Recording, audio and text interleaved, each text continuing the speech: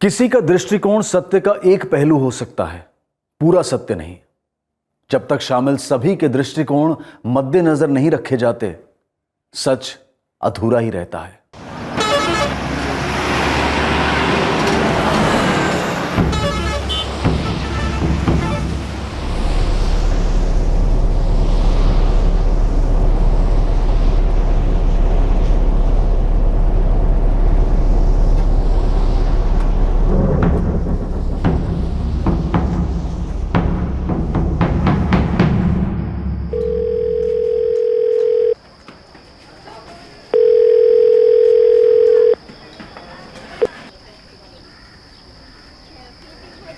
हुई बात सोनू से?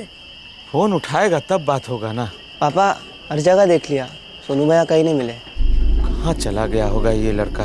मैं भी उसी का ही फोन ट्राई कर रही हूँ रामकिशोर, लेकिन सोनू फोन उठा ही नहीं रहा है। क्या मैडम जी, फोन उठाया आपका? फोन नहीं उठा रहा है वो।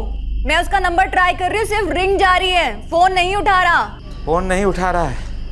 हम भी सब जगह ढूंढ लिए मैडम जी, पता नहीं हमारा सोनू कहाँ चला गया है। सोनू के पापा भी काफी बेहाल हैं। देखो कविता, मेरे ख्याल से और वेट करने का कोई पॉइंट नहीं, पुलिस की हेल्प लेते हैं। पापा मैं भी आपके साथ चलूँगा। और हम भी चलेंगे आपके साथ। ठीक है, चल।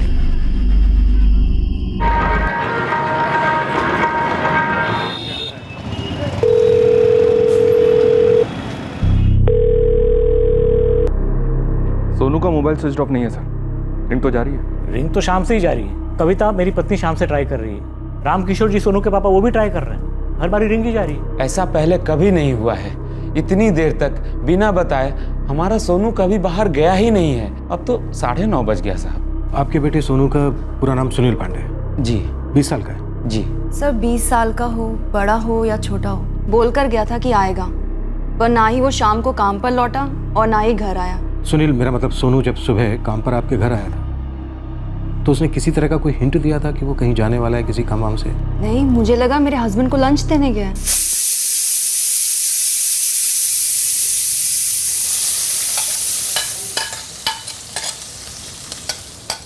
हाँ जी, मैं कह देंगी उन्होंने।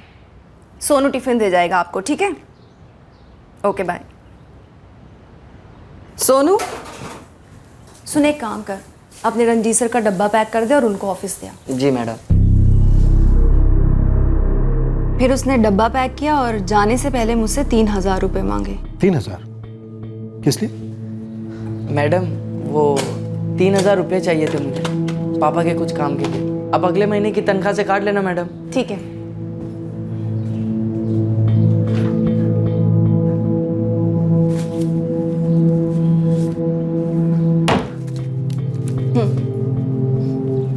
बहुत ख्याल रखते हो अपनी फैमिली का, अच्छे बेटे हो। Thank you madam.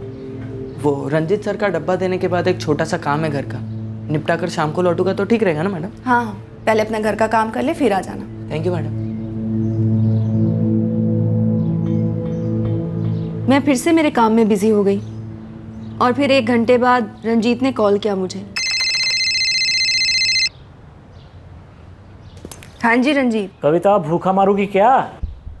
सोनू नहीं पहुंचा अभी तक? अरे कमाल है, पहुंच गया होता तो फोन क्यों करता? कहते रहा सी वैसे कोई काम वाम है उन्हों, पर वो तो डब्बा देने के बाद करने वाला था। आता है तो पूछता हूँ उसे। ओ जसवंत।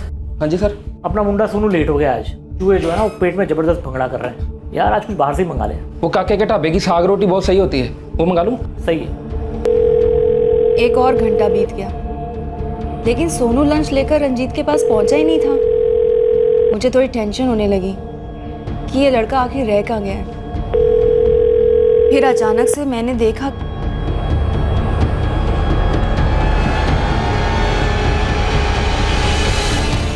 उसने टिफिन पैक किया लेकिन वो टिफिन लेकर नहीं निकला।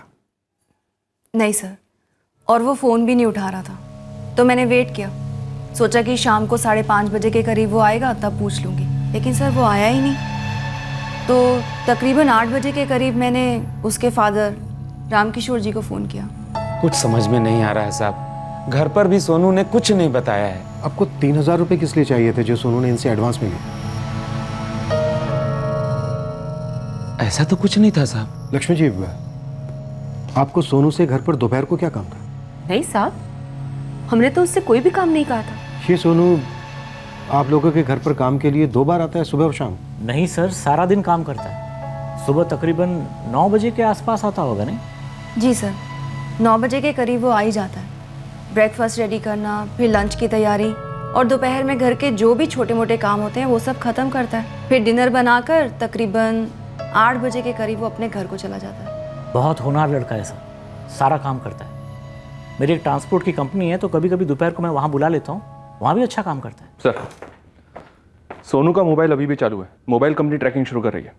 उनका कहना है कि एग्जैक्ट लोकेशन आने में कल तक का टाइम लग सकता है। फ़ोन अभी भी चालू है, बंद नहीं हुआ है। हो सकता है वो कहीं चला गया हो, बस फ़ोन नहीं उठा रहा हो। लेकिन सर वो फ़ोन क्यों नहीं उठाएगा? ये अभी कह पाना मुश्किल है, लेकिन जैसा कि आपकी मिसेज ने कहा कि वो कह रहा था उसे कुछ काम है, तो हो सकता है वो उस काम से कहीं गया हो। 20 साल का लड़का है, बालिग है, खुद कमाता है। अब अगर वो अपनी मर्जी से कहीं गया है तो ये मिसिंग केस के दायरे में तो नहीं आता। सोनू आज तक कहीं भी अकेले नहीं गया है। अमरा जी बहुत घबरा रहा है। लक्ष्मी जी, मैं समझ सकता हूँ, लेकिन हमें 24 घंटे इंतजार करना होगा। अगर देर रात तक या सुबह तक सोनू आ जाता है तो ठीक है, नहीं तो हम मिसिंग कंप्लेंट दर्ज करेंगे और ढूंढ निकालेंगे आपके सोनू को।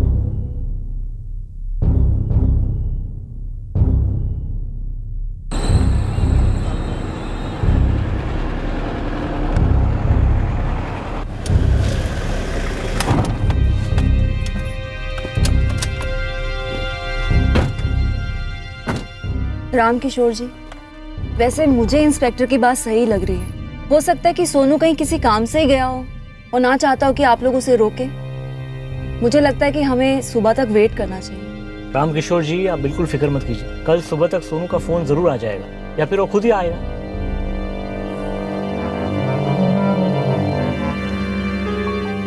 पापा, कल सुबह फिर से सोनू भैया को फ़ोन करते हैं, और अगर भैया कल सुबह भी फ़ोन नहीं उठाएंगे तो फिर से पुलिस स्टेशन जाएंगे।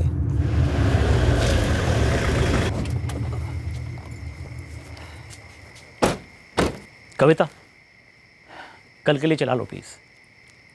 कल भी अगर सोनू नहीं आया तो परसों के लिए जसवंत से बात करके किसी और को बुला लेंगे। मैं तो कहता हूँ हो सके तो निर्मला को ही बुला लो फिर से। ठीक है।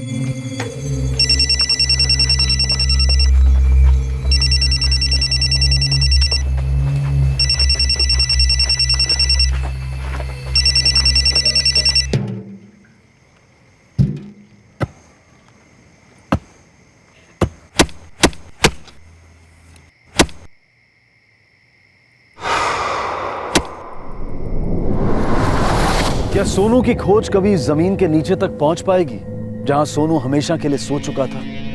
क्या कभी किसी को पता भी चल पाएगा कि सोनू का कत्ल हुआ और क्यों हुआ?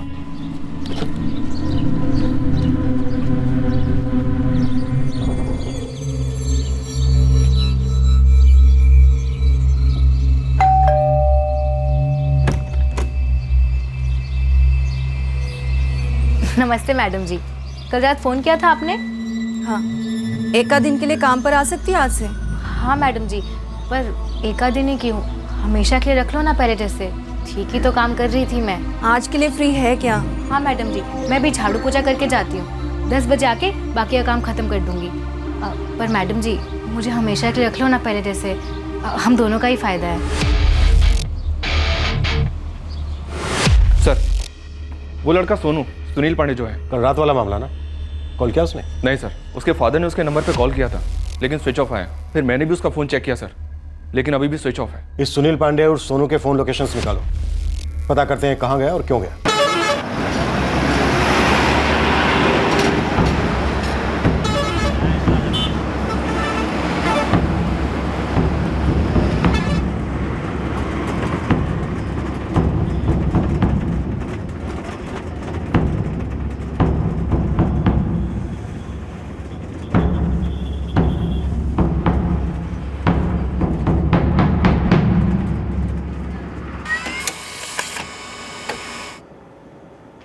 सर, कल दोपहर 1:25 पर सोनू की फोन लोकेशन अमृतसर बस अड्डा है। तकरीबन 2:30 बजे के आसपास अमृतसर बस अड्डे से मूवमेंट शुरू होती है सर, वाया जालंधर, फगवाड़ा, लुधियाना, कुरुक्षेत्र, करनाल, पानीपत, सोनीपत। उसके बाद दिल्ली में मोबाइल स्विच ऑफ हुआ। दिल्ली में कहाँ? ISBT, Kashmiri Gate. आखिरी लोकेशन दिल्ली? जी सर। ये सोनू दिल्ली क्या करने गया होगा?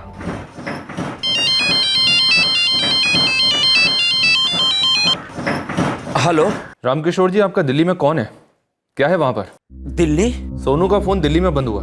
सोनू दिल्ली काहे के लिए जाएगा साहब? ये तो आप बता सकते हैं। क्या सोनू? दिल्ली? पर सर सोनू ने कभी दिल्ली का मेंशन ही नहीं किया। आपने कहा था लगभग दोपहर के 1 बजे सोनू घर से निकला था। सर मैंने दोपहर कहा था, लेकिन टाइम एग्जैक्टली मेरे को याद नहीं है। लगभग 1:30 बजे उसका सेलफोन लोकेशन है अमृतसर बस स्टैंड। फिर वाया पंजाब हरियाणा होते हुए दिल्ली में उसका फोन स्विच ऑफ हुआ। दिल्ली में कश्मीरी गेट ISBT। बड़ी अजीब बात है सर, मेरे को कल से ही लग रहा था कुछ प्रॉब्लम है। और सोनू ऐसा लड़का है नहीं जो अपने काम की जगह से बिना इन्फॉर्म किए कहीं चला जाए। और घर से नहीं सर, कोई चांस ही नहीं है। फिरौती? पर ये रामकिशोर तो दिहाड़ी मजदूर है सर। फिरौती ना से ही, पर कोई तो वजह होगी। ये लड़का बिना अपने घर बताए, बिना अपने काम की जगह बताए ऐसे ही कहीं चला गया, जिसने पहले कभी नहीं किया। कहीं कोई और बात तो नहीं सर? हो सकता है, पर बात है क्या? इसे गए हुए 24 घंटे से ऊपर हो गए। मिसिंग केस बनता है। नहीं रंजीत, कुछ पता नहीं चला है। सोनू का फोन उनको दिल्ली में मिला है। मतलब कुछ बता रहे थे कि दिल्ली में बंद हुआ है। अच्छा मैं बाद में बात करती हूँ। मैडम जी, मैंने घर का सारा काम कर दिया, मैं चलती हूँ। शाम को वापस आना है? हाँ निर्मला। मैडम जी, मुझे हमेशा के लिए रख लो ना, क्योंकि मुझे नहीं लगता है लड़का सोनू वापस आने वाला है। तो कुछ जानती है सोनू के बारे में? नहीं नहीं मैडम जी, वो तो अभी आप फ़ोन पे बात कर रही थी ना, तो मैंने सुना। तो शाम को आ, तब बात करते हैं। जो आपकी मर्जी मैडम जी, लेकिन एक बात कह देती हूँ, घर काम जवान लड़कों के लिए बिल्कुल नहीं है। मोहित, ऐसा तो नहीं है कि ये लड़का किसी लड़की वड़की के चक्कर में कहीं भाग गया हो? कुछ कह नहीं सकते सर। 20 साल का लड़का है, पर शायद इसके माँ बाप को भी इस बात का पता नहीं होगा, वरना ये बात निकलती जरूर। ये भी तो हो सकता है कि माँ बाप को पता हो, बताना भूल गए, उनके दिमाग से निकल गई।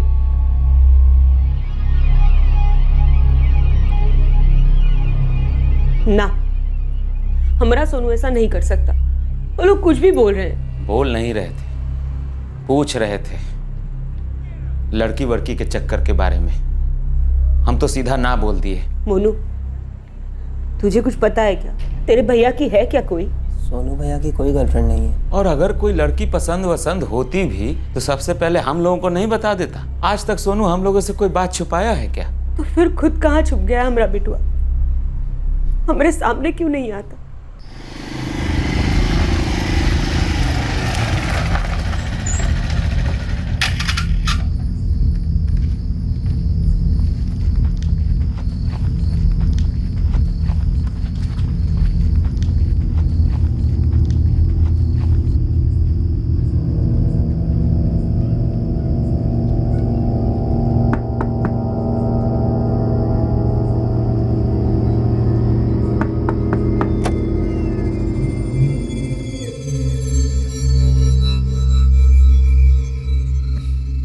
हाय हाय, कितनी कमाल दी एक्टिंग कर दी तू शर्माने दी, एकदम नई दुल्हन वर्गी। काश तू भी दूल्हे राजा की एक्टिंग कर ही लेता। किसने देखा तो नहीं तुझे आते हुए? मुझे क्या पता।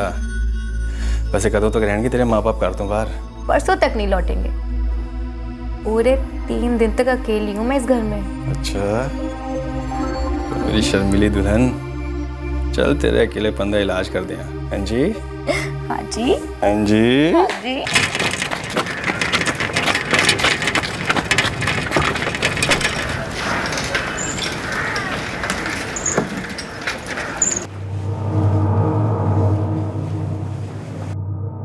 सर किसी कुड़ी बूढ़ी का तो पता नहीं, पर एक बात और सामने आई है। 10 ये जो अपने रंजीत साहब हैं, जहाँ सोनू काम करता है, वहाँ पर पहले निर्मला नाम की नौकरानी भी काम करती थी। निर्मला का सोनू के साथ कोई चक्कर वक्कर था क्या? ये तो मालूम नहीं है, पर निर्मला का चक्कर एक गौतम खत्री नाम के बंदे से चल रहा है, जो हिस्ट्री शीटर है। और सुनने में आया जब सोनू को काम पर रखा गया था, कि निर्मला काफ़ी गुस्से में आ गई थी। उसे लग रहा था कि सोनू ने उसकी नौकरी छीन ली। और तुझे लगता है कि निर्मला ने गौतम खत्री के साथ मिलकर सोनू को? मालिक आंकड़े दे दिए, गणित आप कर लो। मुझे ये गौतम खत्री भी दे दे। निर्मला के माँ बाप आनंदपुर साहब जा रखे हैं मत्था टेकने। और 2 दिन से गौतम निर्मला के घर में पड़ा है। 4 दिन हो गया साहब। हम अपनी तरफ से पूरी कोशिश कर रहे हैं। सोनू हमको छोड़कर किसी लड़की के संग नहीं भाग सकता है। वो तो एक एक पाई घर के लिए कमाता है। 15 साल की उम्र से काम कर रहा है। पढ़ाई इसलिए छोड़ दिया ताकि हमारे काम में हाथ बटा सके, कम से कम मोनू का पढ़ाई ठीक से हो सके। सोनू बहुत नेक और सीधा लड़का है साहब। मैं समझ सकता हूं। देखिए, हमें सोनू को ढूंढकर आप तक पहुंचाना है, इसलिए हम ये सब पूछ रहे हैं। इस वक्त मैं यही कहूंगा कि हर चीज की संभावना है, पर जरूरी नहीं है कि वो सच हो।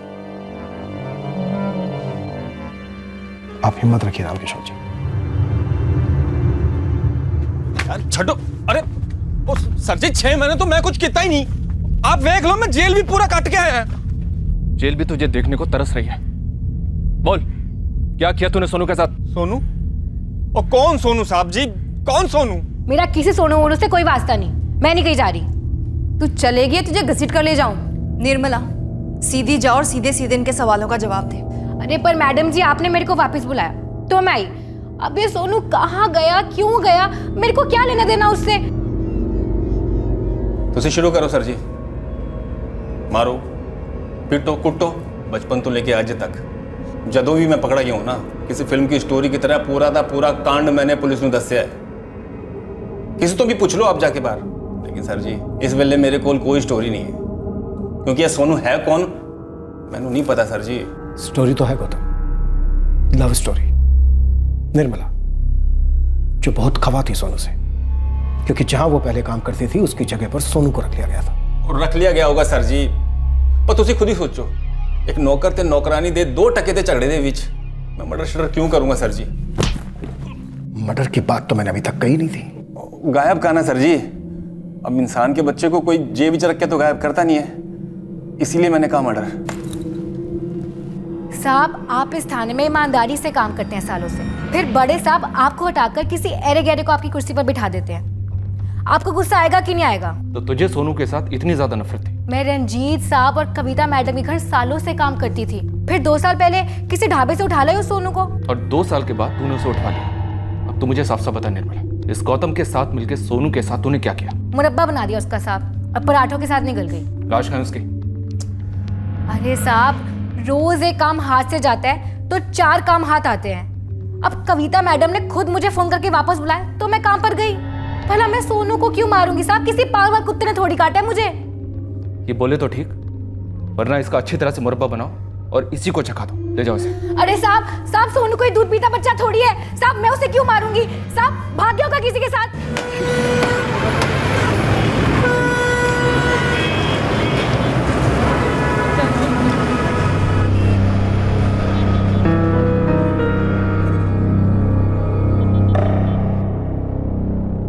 अमृतसर जलंधर हाईवे पर टकरीवाल के पास है ढाबा। जी, हम 7-8 बार ही गए वहाँ। खाना बड़ा अच्छा होता है। फिर एक दिन रहा नहीं गया तो ढाबे के मालिक से पूछ ही लिया। वो बच्चा है जी अभी, लेकिन बाबा जी की मेहर है उस पर। उसके हाथों में तो मैजिक है जी, मैजिक। फिर देर किस बात की पाजी, एक बारी मिलाई दो। ओ छोटू, जरा सोनू को भेज जल्दी। और लो आ गया अपने ढाबे का स्टार, सोनू द ग्रेट। वाह, क्या खाना बनाता है। ये ले, रख ले। और रख ले पुत्र, कोई गल नहीं। थैंक यू सर जी। फिर जब मैं अगली बार वहां गया तब मैंने सोनू से पूछ ही लिया। ओ जी, तुसी फिक्र ना करो, तुम्हारे सारे ट्रक निकल गए टाइम पे। हाँ जी, वो एक्साइज नाके पे। हाँ जी, हाँ जी, मैं आपको फोन करांगा जी। सत श्री अकाल। ओए सोनू जी, यहाँ तो।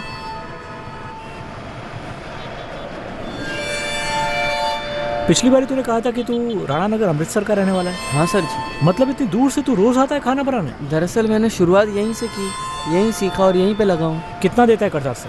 2000। क्या पूरे महीने का सिर्फ 2000 रुपए? सर जी, मैंने 5000 रुपए से स्टार्ट किया था। आज की तारीख में 8000 रुपए देता हूँ। ऑफिस के कामों के लिए अलग से देता हूँ। बहुत ही मेहनती लड़का है सर। सर बहुत स्मार्ट लड़का है वो। I mean, गरीबी की वजह से उसका स्कूल ज़रूर छूट गया, लेकिन सीखने की लगन उसमें कभी कम नहीं हुई थी। आप यकीन नहीं मानेंगे, पहली बार वो मेरे साथ कंप्यूटर पर बैठा था और सिर्फ 4 घंटे में सारे बेसिक्स सीख गया था। ये लड़का ऐसे ही तो गायब नहीं हो सकता। मेरा मतलब अपने आप तो ऐसे ही कहीं नहीं जा सकता। बहुत डाउटफुल है सर जी। ढाबे का मालिक करतार सिंह, उसे तो अच्छा नहीं लगा होगा। उसके ढाबे के स्टार को आप जो छीन लाए थे। एक्चुअली जब सोनू ने वहाँ का जॉब छोड़ा और मेरे पास आया, उसके कुछ ही दिनों बाद मैं करतार सिंह के ढाबे पे फिर से रुका था। फिर करतार सिंह से भी मिला और खफा था मुझसे, कहने लगा तूने जो किया गलत किया, मेरा सबसे बेहतरीन कुक छीन लिया। कोई धमकी वमकी? धमकी नहीं, लेकिन नाराज बहुत था। पर सर जी उस बात को भी 2 साल बीत चुके हैं।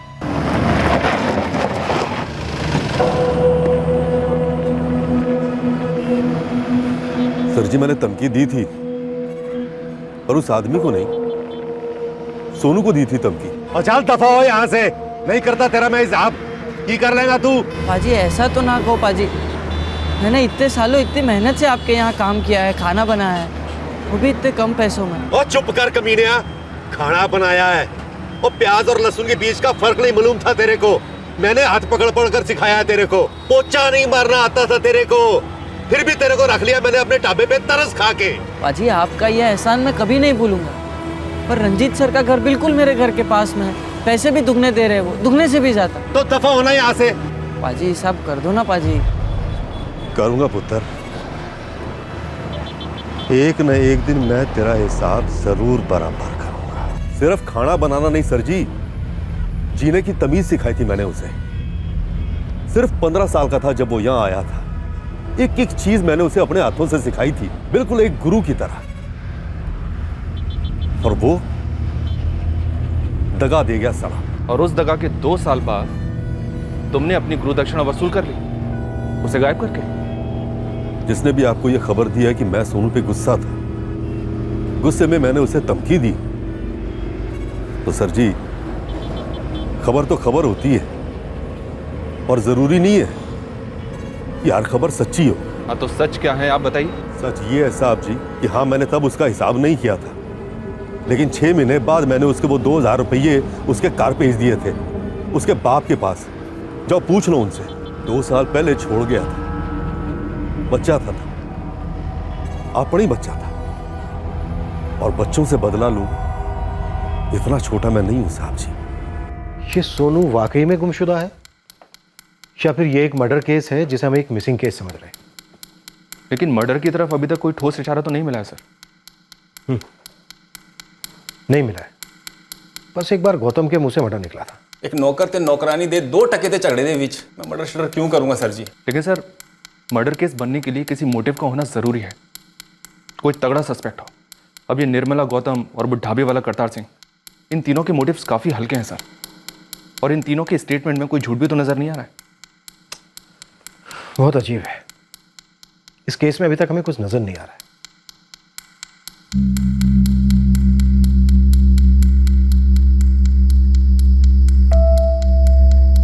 1 महीना हो गया आज। ऐसा क्या काम रहा होगा जिसके लिए सोनू ने मैडम जी से 3000 रुपया लिया, बिना कुछ बताए कहीं चला गया।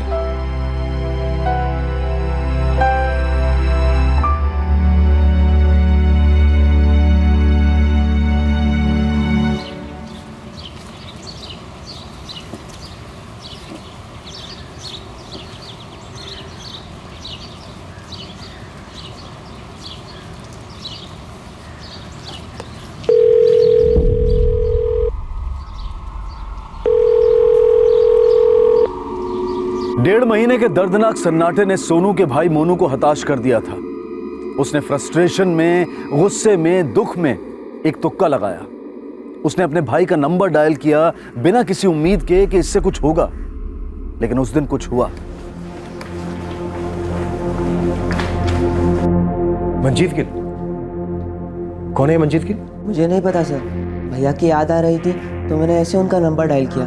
इस बंदे ने फ़ोन उठाया, मैंने पूछा क्या है आपका फ़ोन है, तो कहने लगा ओ ना जी ना, अगर सच कहूँ तो ये मेरा फ़ोन तो है ही नहीं जी। हाँ, ये फ़ोन मेरे बड़े भाई सुनील पांडे का फ़ोन है। ओ ते तो मोनू हो गए, नाम तो यही फ्लैश हुआ था मोबाइल पे। जी मैं मोनू ही हूँ। मंजीत जी आप कहाँ हो? ओ जी मैं तो अमृतसर में हूँ, तुसी कहाँ से गल करते पे हो? देखिए आप फ़ोन मत काटिएगा, मेरा बड़ा भाई 1 महीने से गायब है। गायब? उसने कहा उसे सोनू भैया का फ़ोन किसी बस में पड़ा मिला। उठा लो इस मंजीत गिल को। ओ साहब जी, मेरा तो जी बिजनेस है सब्जियां दा जी। ओ जी कुछ दिन पहले मैं अपने भरा को मिलने गया था जी कुरुक्षेत्र। जब वापस लौट रहा था तो बस में मुझे ये मोबाइल पड़ा मिला, अमृतसर उतरने से पहले जी। सदर बाजार आ गया जी। वो सदर बाजार उतरने वाला कोई है? हाँ जी, मुझे उतरना है।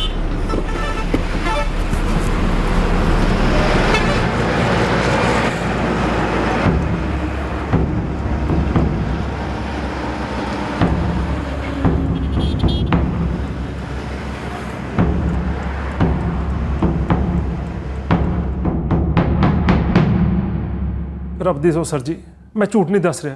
मुझे फ़ोन बस में पड़ा मिला था जी।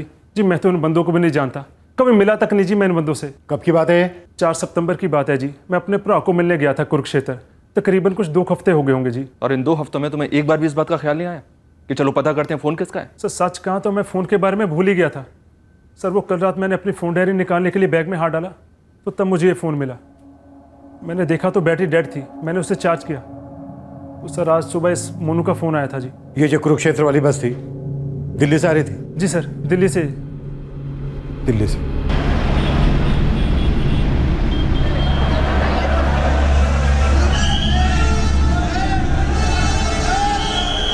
अमृतसर सेंट्रल बस अड्डे से कांटेक्ट हुआ। उनका कहना है कि कंडक्टर्स और ड्राइवर्स तो चेंज होते रहते हैं, पर वो बस दिल्ली अमृतसर रूट की ही बस थी। और सर ये मंजीत, ये तो कुछ भी याद नहीं कर पा रहा है कि वो बस कौन सी थी। हाँ लेकिन फ़ोन तो उसे बस में ही मिला था ना। मैडम जी प्लीज़ ज़रा जोर देकर याद कीजिए ना। सोनू भैया ने एक बार भी दिल्ली जाने का जिक्र नहीं किया। नहीं मोनू, उसने बस यही कहा कि पापा का कोई काम है, 3000 रुपए लिए मुझसे, लेकिन ये बताया नहीं कि वो जा कहाँ रहा है या कब लौटेगा। पता ही नहीं चल रहा है कि सोनू भैया दिल्ली क्यों गए थे। क्या हुआ? दिल्ली तो अमृतसर बस में सोनू का फोन मिला उन लोगों को। मतलब किसी और के पास था? कोई मंजीत गिल अमृतसर का, उसे मिला फोन उसका। फ़ोन भले ही दिल्ली घुमाया हो सूरी, पर मुझे लगता है कि सोनू कभी अमृतसर से बाहर गया ही नहीं, वो यहीं है। सर एक फिल्म देखी थी मैंने जिसमें क्रिमिनल्स पुलिस को गुमराह करने के लिए अपने ही किसी आदमी का फ़ोन बस में छोड़ देते हैं। मुझे लगता है सर कोई फिल्म की इस कहानी से बहुत ज़्यादा इंस्पायर हो गया है। और हम फिल्मी पुलिस की तरह गुमराह हुए हैं सूरी। अभी तक हम कई काल्पनिक थ्योरीज पर काम कर रहे थे, जबकि सच कहीं और ही छुपा है।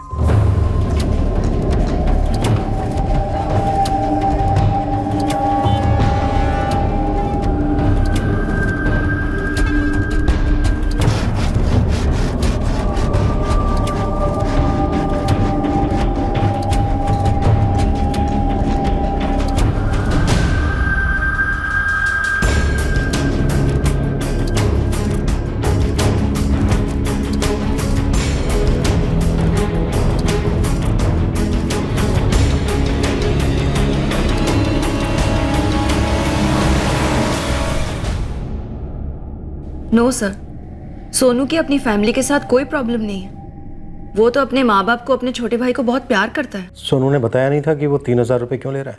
आप लोग ये सवाल मुझसे चौथी बार पूछ रहे हैं। सोनू के मिलने तक ये सवाल दर्जनों बार पूछा जा सकता है मैडम। हर बार ये सवाल अलग होता है, पर मेरा जवाब तो वही है ना। ऐसा आपको लग रहा है कविता जी। क्या बात है सर? आपने कहा मेरी पत्नी कविता भी यहाँ है। जी, हमें आप दोनों से बात करनी थी। लेकिन मेरी पत्नी कविता कहाँ है सर? बलवंत सर उनसे पूछताछ कर रहे हैं। आप बैठेंगे या? सोनू को क्यों मार डाला? क्या? ये क्या बेहुदा सवाल है? सिंपल सा सवाल है कविता जी। सोनू को किसने मार डाला? आपके हस्बैंड ने या फिर आपने? आप अपनी नाकामी छुपाने के लिए इस हद तक गिरेंगे? हम पर आरोप लगाएंगे? आरोप नहीं लगा रहे रंजीत ठकराल, जो हकीकत है बस उसकी डिटेल मांग रहे हैं। अरे कौन सी हकीकत? वही जो तुम्हारी पत्नी कविता हमें साफ साफ बता चुकी है कि तुमने सोनू का कत्ल कर दिया। क्या? क्या? मेरे हस्बैंड ने कहा कि मैंने सोनू को मारा? जी, और उन्होंने ये भी कहा कि दिल्ली अमृतसर बस में सोनू का फोन आपने रखवाया था। तुम्हारी पत्नी कबूल कर चुकी है कि तुमने ही सोनू को मारा है और तुमने ही सोनू का फोन उस बस में रखवाया। Nonsense, absolutely nonsense. अब हमें साफ साफ ये बताओ कि तुमने उस फोन को खुद बस में रखा था या किसी को भेजा था? ये सरासर झूठ है। मैंने सोनू का फोन वोन नहीं रखवाया है। तो फिर किसने रखवाया? आपके हस्बैंड रंजीत ने? मेरी वाइफ ने ऐसा कहा। हाँ, और ये भी कि कत्ल तुमने किया है। अरे मनगढ़ंत बातें ये जो आप लोग कर रहे हैं। गेम खेल रहे हैं आप लोग हमारे साथ। मर्डर कोई गेम नहीं होता है कविता जी, संगीन जुर्म होता है जो आपने किया। सोनू की कातिल हैं आप। झूठ बोल रहा रंजीत, कातिल मैं नहीं हूं, वो है। उसी ने सोनू को मार डाला, गोली मार दी सोनू को, और मैं कुछ भी नहीं कर पाई।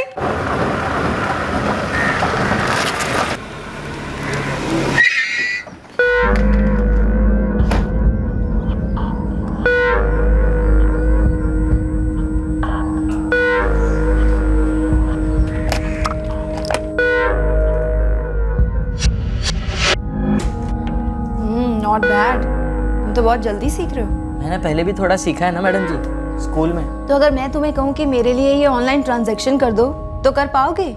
जरूर मैडम जी, बस 1-2 बार आप मुझे सिखा देना, उसके बाद मैं ढंग से कर दूँ।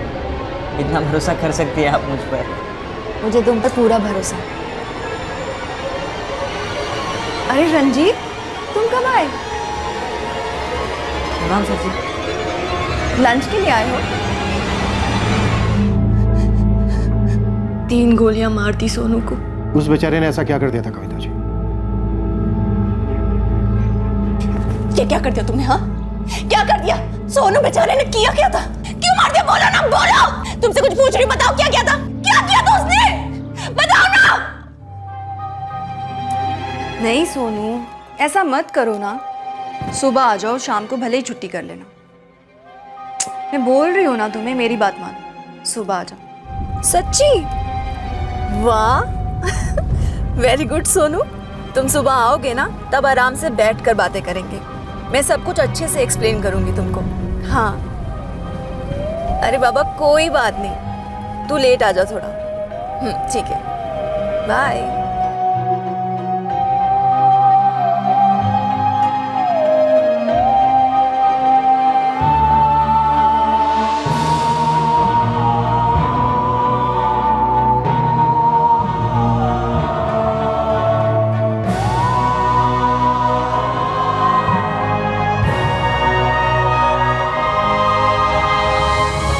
इतना गुस्सा अंदर दबा के रखोगे सर जी तो नसें फट जानी आपकी, और फायदा किसका होना है?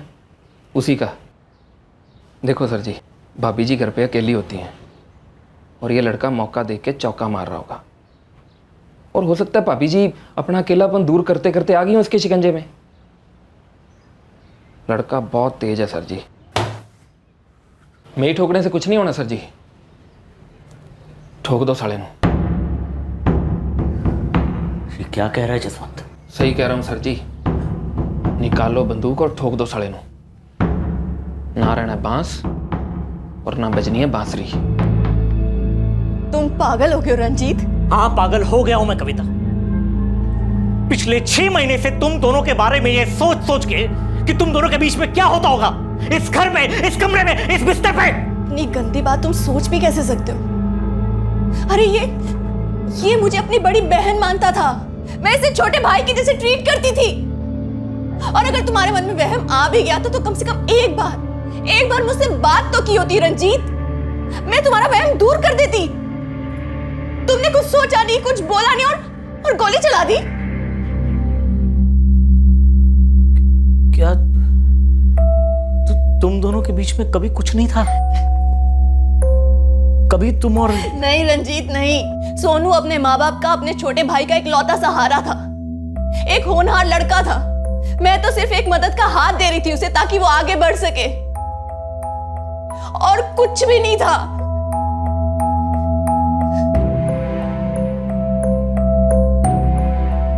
देखो सर जी, जो होना था वो हो गया, अब मरे हुए को जिंदा तो कर नहीं सकते। तो अब कुछ तो करना पड़ेगा, कुछ ऐसा करना होगा कि लगे जो हुआ है वो कभी हुआ ही नहीं।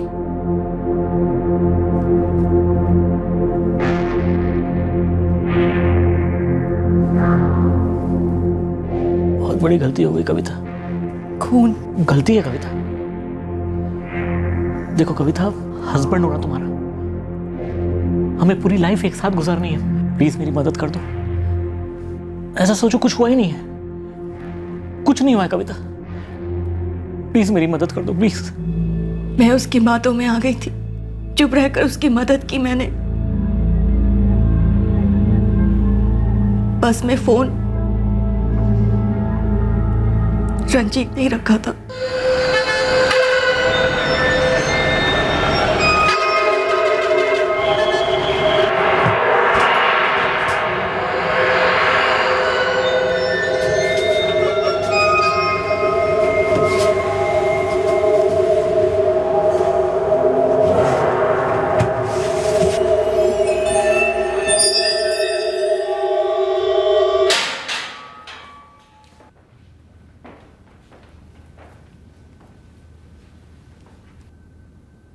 तुम दोनों को क्या लगता है कि हमने तुम दोनों की अलग अलग क्वेश्चनिंग करके तुम दोनों को आपस में भिड़वा दिया और सच सामने आ गया? नहीं, दरअसल तुमने खुद अपने आप को हमारे हवाले कर दिया। दिल्ली तो अमृतसर बस में सोनू का फोन मिला उन लोगों को। मतलब किसी और के पास था? अमृतसर का ही कोई मंजीत गिल है, उसे मिला था सोनू का फोन। जसवंत ने कहा था कि बसें अलग अलग रूट पे भेजी जाती है।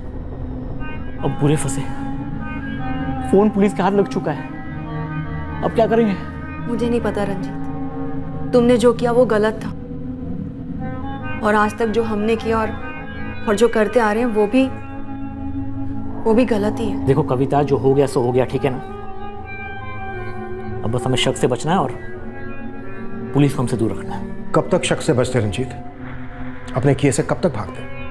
हमें तुम दोनों पर पहले से ही शक हो गया था कि इन मीठी मीठी बातों के पीछे कुछ तो है जो बहुत खट्टा है, इसलिए हमने तुम दोनों पर पैनी नजर रखी हुई थी।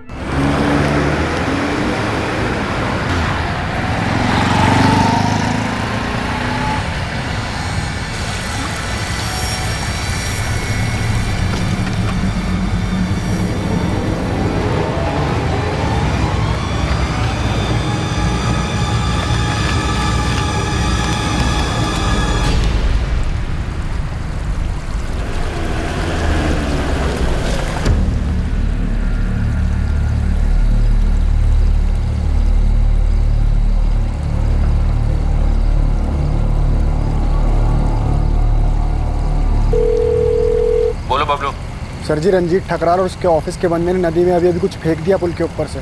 क्या फेंक दिया? ठीक से कुछ दिखा नहीं दूर से, पर मुझे किसी की अस्थियां जैसी लग रही थी।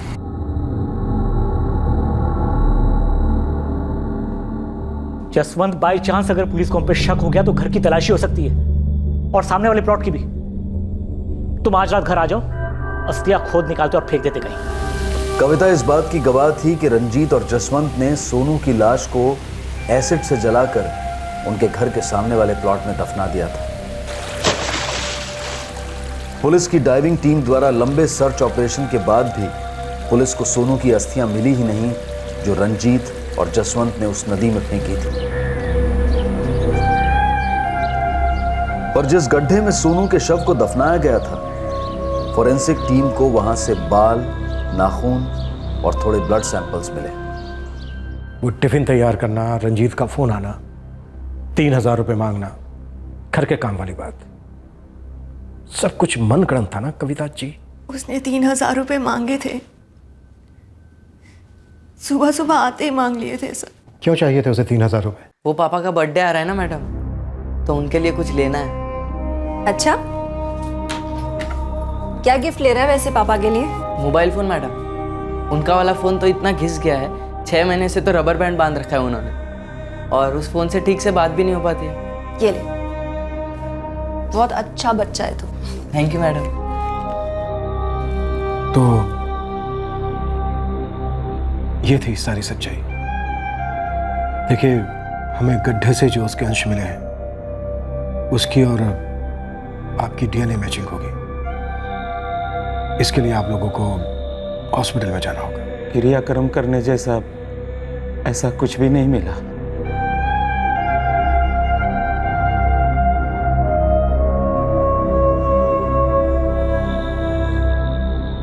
सभी आरोपियों पर आईपीसी की धारा 302 के तहत मर्डर के और धारा 201 के तहत सबूत मिटाने के चार्जेस लगाए गए हैं। डीएनए टेस्ट के रिजल्ट्स अभी आने बाकी हैं।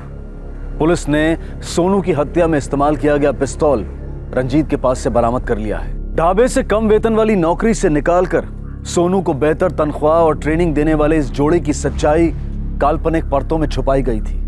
और जब पर्दाफाश हुआ तो सोनू के माता पिता और भाई बुरी तरह से हिल गए। हम सबकी जिंदगी में कोई ऐसा होना चाहिए जिसके हाथों में सही और गलत का कॉम्पस हो, जो हर कदम पर हमें उस कॉम्पस की सुई दिखाता रहे, एक नैतिक जीपीएस की तरह, और जो हमेशा सच और सही का सपोर्ट करे, झूठ का कभी नहीं। कविता ये जीपीएस हो सकती थी, वो रंजीत को कानून तक पहुंचा सकती थी, लेकिन उसने जुर्म का साथ दिया और खुद गुनहगार बन गई। सोचने वाली बात है कि जिस रिश्ते को बचाने के लिए किसी जुर्म को छुपाना पड़े या उसका साथ देना पड़े, तो फिर उस रिश्ते में ही कोई खोट है, जो इंसान को बेहतर बनाने की बजाय एक गुनहगार बना देता है।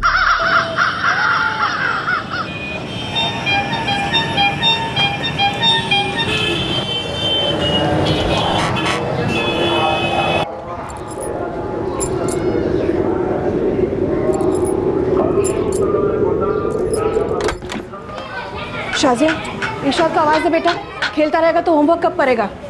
जी अम्मी, अभी बुला के आती हूँ। ले ले ले, जल्दी ना, दे दे दे। अरे यार, अशरफ जल्दी। इरशाद अम्मी बुला रही है, मेरी बैटिंग नहीं आई अभी तक। पढ़ाई कौन करेगा? मैं थोड़ी देर में आऊंगा। ठीक है, मैं अम्मी को बोल देती हूँ फिर। बॉल जल्दी बॉल।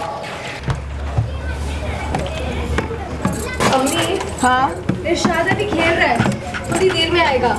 ठीक है, मैं तब तक कमरा तैयार कर दूँ? तीनों कमरों की बेडशीट चेंज कर लेना, 1 घंटे में सब आना शुरू कर देंगे। ठीक है। और सुन,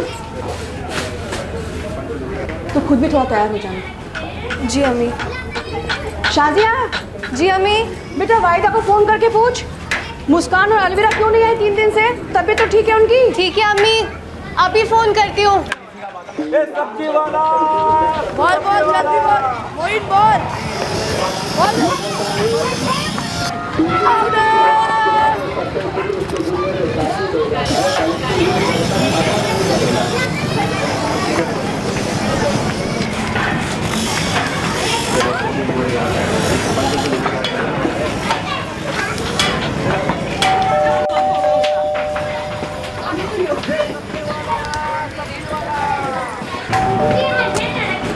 अस्सलाम वालेकुम रुबीना भी। वेलकम अस्सलाम। रुबीना भी वो बैठना। पर आप जरा जल्दी आ गए हैं, लड़कियों को आने में वक्त है अभी, लगभग 1 घंटा लग जाएगा। तो अंदर ही इंतज़ार कर लेता हूँ, अभी जाके फिर से कहाँ हूँ। ठीक है, जैसे आपकी मर्जी।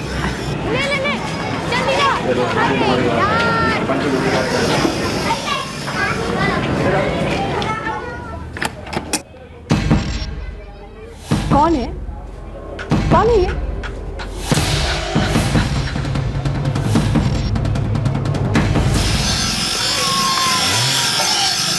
ये ले। अरे आउट है। आउट है। दे बैठ ले। क्या हुआ? प्यास लगी यार, घर पे जाके फ्रिज वाला पानी लाना। अभी पानी लेने जाऊंगा तो अम्मी रोक लेगी, नहीं आ पाऊंगा। अबे कुछ नहीं रोकेगी यार, तू जाना, गला सूख रहा है, जाना रे। हाँ यार ठीक है, चल जा चल खेल।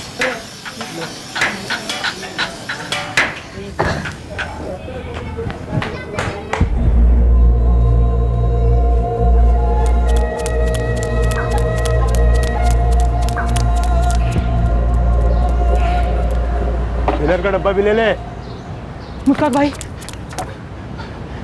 मुश्ताक भाई जल्दी घर चलिए। क्या हुआ? रुबीना भी को किसी ने गोली मार दी। क्या? रुबीना! हटो! रुबीना! रुबीना शेख और उनकी बेटी साजिया शेख दोनों डेड ऑन अराइवल थे इंस्पेक्टर। आप पोस्टमार्टम स्टार्ट कीजिए, तब तक हम क्राइम सीन पर होकर आते हैं।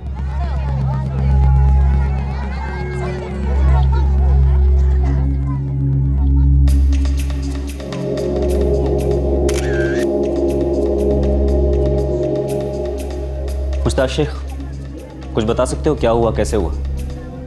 मेरा पड़ोसी है इम्तियाज, वो दौड़ा दौड़ा आया दुकान पे और मुझे बताया कि रुबीना को किसी ने गोली मार दी। इरशाद मेरा बेटा है, उसने सबसे पहले अपनी माँ को देखा।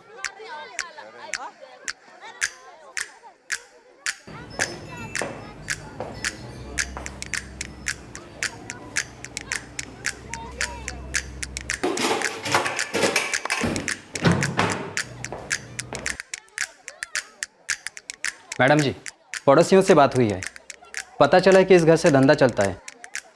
लगता तो नहीं कि घर से कोई भी सामान लूटा गया है। जो भी थे माँ बेटी को मारा और चले गए। सर, हमने इरशाद को ठंडा पानी लाने भेजा था और उसके बाद हमने इसकी चीखें सुनी। जोर जोर से अम्मी अम्मी चिल्ला रहा था। फिर हम जब पहुंचे दौड़े दौड़े तो देखा कि इरशाद रो रहा था और रुबीना आंटी जमीन पर थी। मेरे यहाँ आने तक तो अंदर कोई भी नहीं आया था साहब। मैं मेरी बेटी शाजिया को ढूंढने के लिए अंदर गया तो देखा उसे भी गोली मार दी। मुश्ताक, घर से कुछ चोरी हुआ है? पता नहीं साहब, मैंने देखा नहीं, मैं तो दुकान पे था।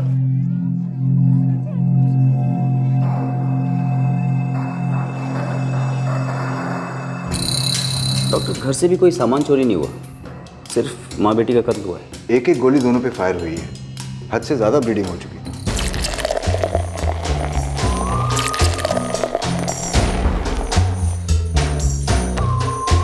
काम कुछ ज़्यादा ही आसानी से हो गया। खेल पूरा टाइमिंग है और अपनी टाइमिंग बिल्कुल सटीक। कुछ भी नहीं, मतलब कुछ भी मिसिंग नहीं है? कुछ भी नहीं सर, विक्टिम का सेलफोन भी नहीं। इसका मतलब उनका मकसद सिर्फ रुबीना शेख और उसकी बेटी शाजिया का कत्ल था? सर, ये रुबीना शेख अपनी कोठी से ही कोठा चला रही थी। सर, मेरी 2 लड़कियों से बात हुई है, एक का नाम आफरीन है और एक का नाम गौहर, और सर दोनों ने कबूल किया है कि वो उस घर में प्रोस्टिट्यूशन का काम करती थी।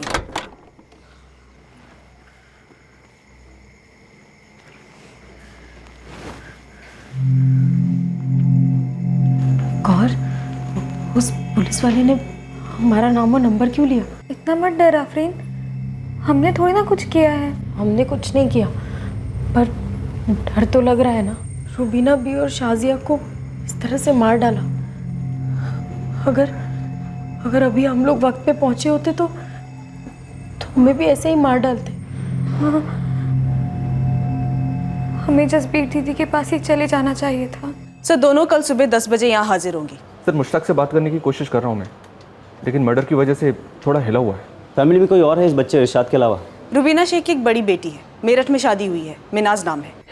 ये सब कैसे हुआ अब्बू? कुछ समझ में नहीं आ रहा मिनाज बेटा, कौन थे, क्यों गोली मार दी तुम्हारी अम्मी को और शाजिया को? कामरान और मैं कल ही कानपुर आ जाएंगे। आजा बच्चा, आजा, बहुत अकेला हो गया हूँ यहाँ पर। इरशाद कैसे है अब्बू? हेलो, कौन बोल रहा है?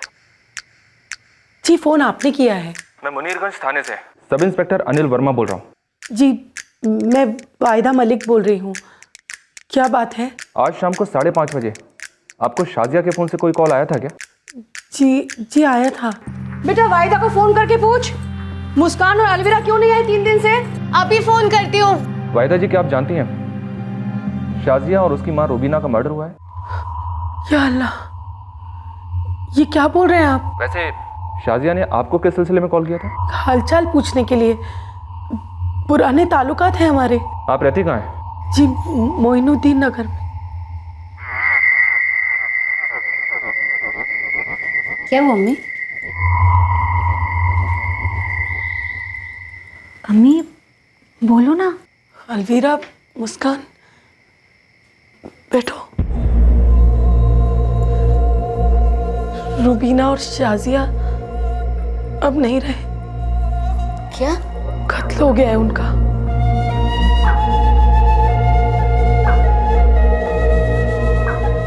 सर, रुबीना के लगभग सारे कॉल्स उसके कस्टमर को ही किए गए हैं। गोरख धंधा जमकर चल रहा था घर से सर। इस रुबीना की सारी हिस्ट्री निकलवाओ, सबसे पूछताछ करते हैं और देखते हैं कौन कितना बोलता है और कितना छुपाता है। कोई तो है जो दुख और दर्द की आड़ में सुकून पा रहा है इस डबल मर्डर से। अब क्या करना है बोलिए? हथौड़ा हमेशा के लिए गर्म नहीं रहेगा। बहुत गर्म है उदय, थोड़ा ठंडा होने दे। जसबीर दीदी, पंछियाँ अभी अभी आज़ाद हुई हैं, कभी भी उड़ सकती हैं, आसमान बहुत बड़ा है। ऐसे कैसे उड़ जाएंगे? इतनी जल्दी पर नहीं आते, 2-4 दिन रुक जाओ, फिर फेंक अपना जाल और खींच ले सारी पंछियों को। प्रॉब्लम क्या है? जैसा आप कहें जसबीर दीदी।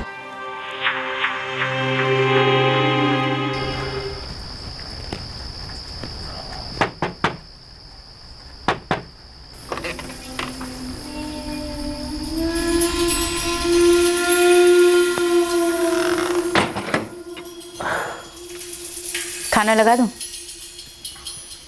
लगा दे।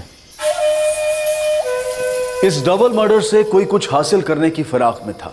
इस कत्ल से कुछ लोग शोक मना रहे थे तो कोई खुशियां मना रहा था। लेकिन दूसरे दिन रुबीना के इतिहास के चौंकाने वाले पन्ने सामने आए। लेकिन क्या इन पन्नों पर कातिल का नाम और कत्ल का कारण भी लिखा गया था?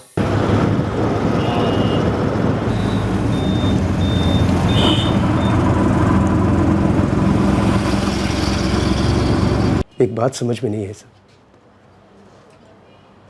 पड़ोस में किसी ने भी गोलियों की आवाज नहीं सुनी। सालों से पड़ोसियों ने जो देखा और जो सुना सब बताया हमें। हमने भी कभी कुछ छुपाया नहीं है सर। हाँ, रुबीना धंधा चलाती थी, लेकिन पूरी ईमानदारी से। लड़कियों से धंधा करवाती थी ईमानदारी से? आप खुद उन लड़कियों से पूछ लीजिए ना जो हमारे घर में बैठती थी। किसी के साथ में कोई जोर जबरदस्ती नहीं थी साहब, कोई ट्रैफिकिंग का चक्कर वक्कर नहीं था। लिखित में कॉन्ट्रैक्ट होता था, स्टैम्प पेपर पर लिखा होता था कि हम अपनी मर्जी से धंधा कर रहे हैं। शुरुआत यहीं से की थी या कहीं और से? मैडम, हमारे घर की हालत हमेशा खस्ता रहती थी। गरीबी झेलते या जिल्लत, इसीलिए जिल्लत की आदत लगा ली मैडम। हमें किसी ने यहाँ ज़बरदस्ती नहीं ढकेला, हम खुद से 2 साल से रुबीना आपी के साथ काम कर रहे हैं। ये रुबीना की बेटी शाजिया, ये भी बैठती थी कस्टमर्स के साथ? हाँ मैडम। रुबीना बी की बड़ी बेटी, वो भी यही करती थी उसकी शादी से पहले तक। रुबीना अपनी बेटी से भी धंधा करवाती थी? हाँ मैडम, लेकिन कभी कोई ज़बरदस्ती नहीं होती थी। हम सब अपनी मर्जी से यहाँ काम करते थे, मिनाज और शाजिया भी। तुम्हारी रुबीना बी और शाजिया को मारकर किसका फायदा हो सकता है? मैडम, ये हम कैसे बता सकते हैं? हम रुबीना आपी के घर 6:30 बजे तक पहुँच जाते थे।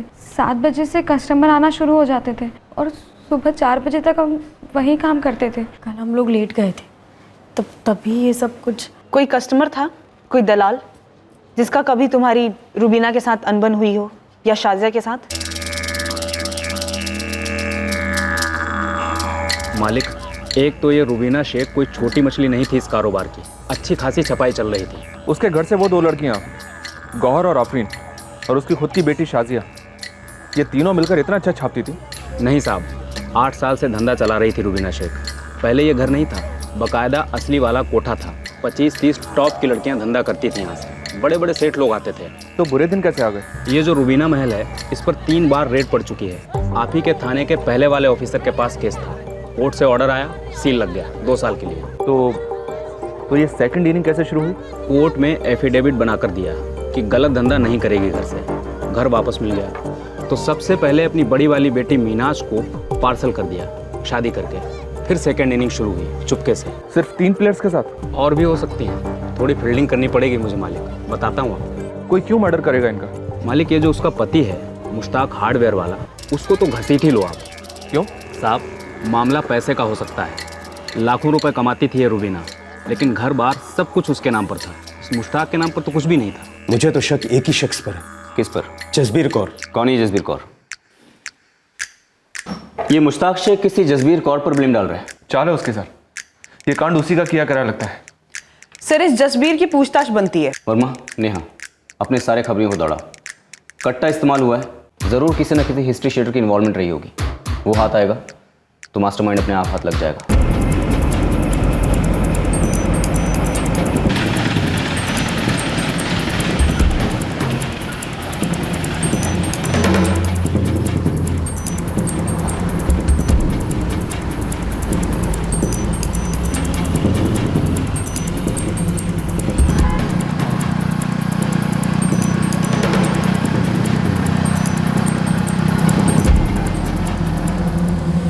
तो क्या सोचा?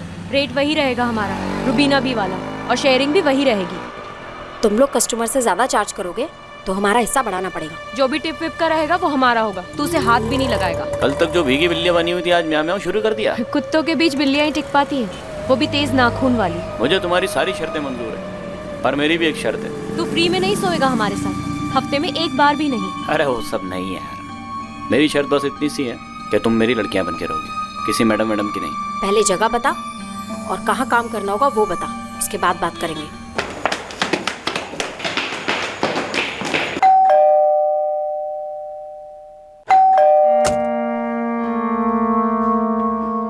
जी जसबीर कौर। सोच ही रही थी कि अभी तक आप लोग आए कैसे नहीं पूछताछ करने के लिए। सच कहूं तो रुबीना बी की मौत की खबर सुनकर मैं भी चौंक गई। सुना है 1 साल पहले तक तुम पार्टनर थी रुबीना की। सही सुना है। तो पहले पार्टनरशिप खत्म की, उसके बाद पार्टनर को।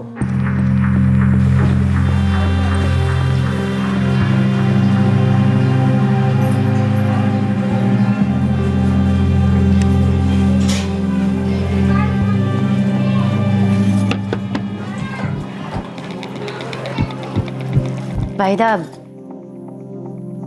हम दोनों के अरमान हैं, तो मैं सोच रही थी कि क्यों ना हम इसे मिलकर पूरा कर दें। यही काम हम पार्टनरशिप में करें।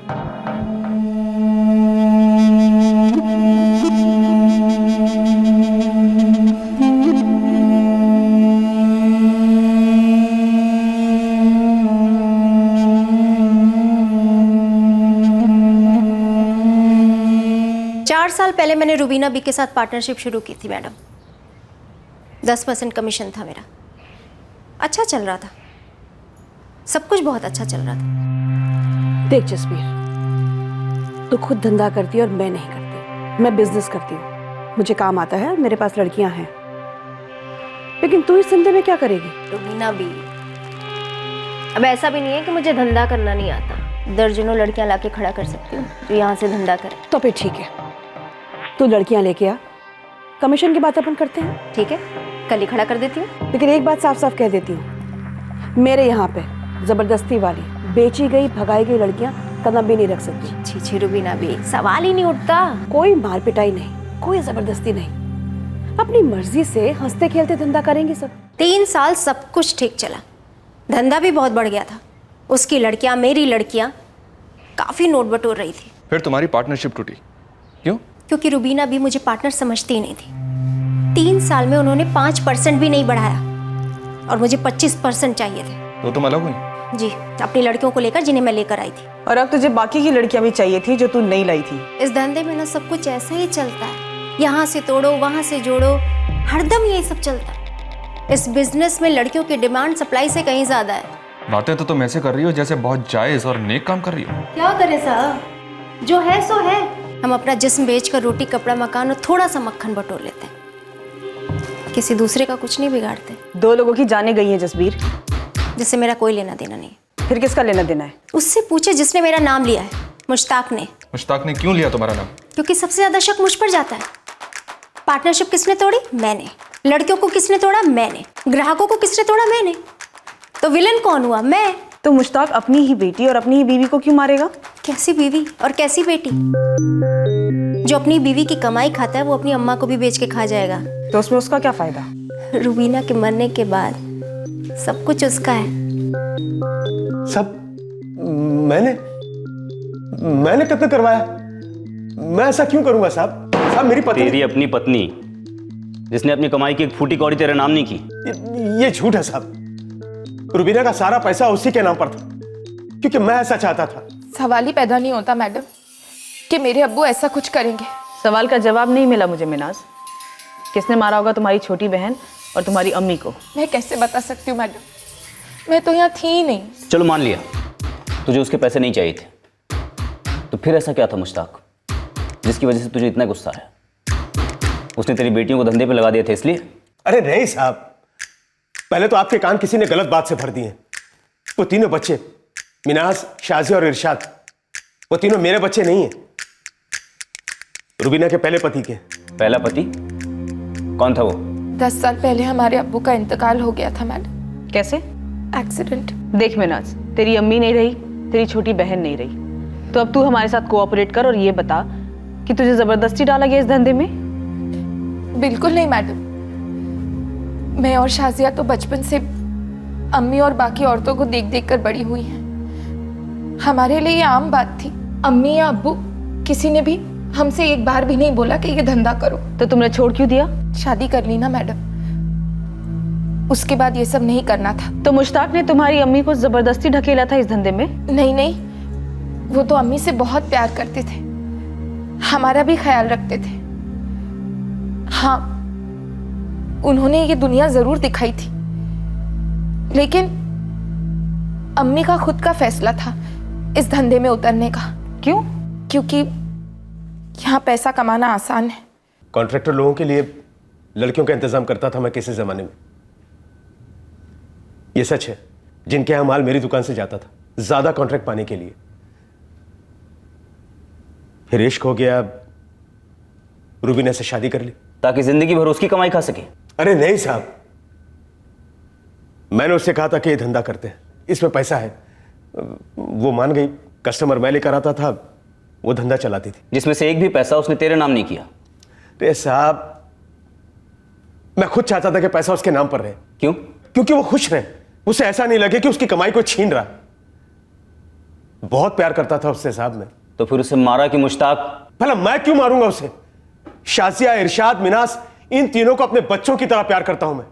फिर उनकी अम्मी को क्यों मरवाऊंगा साहब? जरूर आपको जसबीर ने भड़काया होगा। अपने आप को बचा रही है साहब, वो एक नंबर की शातिर औरत है वो। अलविरा और मुस्कान हमारे साथ रहेंगी, हम सब मिलकर धंधा चलाएंगे। तू और लड़कियों का बंदोबस्त कर, तुझे तेरा कमीशन मिल जाएगा। वारी ना, मैं तुझे अलविरा मुस्कान के साथ अपनी डील के बारे में बता रहा हूँ और तू अपनी दुकान अलग से खोलने पर लगी हुई है। ऐसा है ना उदय, तू ठहरा साला मर्दजाल। अगले 20 साल बाद भी ना हम औरतों की दलाली खाता रहेगा, लेकिन इस धंधे में साली हम औरतों की ना एक्सपायरी डेट होती है। क्या समझा? हाँ, सब समझा। चल सोच के बताता हूँ। पक्का? हाँ 100%। एक लड़की ने ही मुझे बताया है। एहसान फरामोशी की हद तो देखो, थोड़ी सी बेड़ियां क्या खोली, सबके पर निकल आए। अवैध गोरख धंधा इस तरह चलाया जा रहा था जैसे कोई जायज बिजनेस हो। और सर अजीब बात थी, खुद की बेटियां भी यही धंधा कर रही थी, वो भी सब अपनी मर्जी से। और ये दोनों लड़कियां भी, गौहर और आफरीन। सवाल ये उठता है कि मर्डर किसकी मर्जी से हुआ है और क्यों? ये सारे मिले हुए हो सकते हैं सर। इस रूबीना की काफ़ी प्रॉपर्टीज़ हैं, गहने हैं, ब्लैक का पैसा है जैसे वो मार्केट में चला रही थी। मुश्ताक को शायद ये सारी दौलत चाहिए थी और जसबीर को भी। कहीं दोनों मिलकर हमें गुमराह करने की कोशिश तो नहीं कर रहे हैं? सर बड़ी बेटी मिनाज भी तो है। मिनाज, मुश्ताक, जसबीर, ये सब मिले हुए हो सकते हैं सर, रूबीना की दौलत को हासिल करने के लिए। हो सकता है, लेकिन जिसने भी इस मर्डर की सुपारी ली है वो कोई पेशेवर हिस्ट्री शीटर होंगे या होगा। इतनी परफेक्शन के साथ शाम के टाइम आना, शोरगुल के बीच में चुपचाप एक एक गोली माँ बेटी को दागना और आराम से निकल जाना। लेकिन एक बात समझ में नहीं आ रही कि अगर ये कोई पेशेवर हिस्ट्री शीटर हैं तो इनकी कोई हिस्ट्री निकल क्यों नहीं रही? कोई भी खबरी अभी तक कोई ढंग की खबर क्यों नहीं ला पाया? कौन है ये हत्यारा या हत्यारे?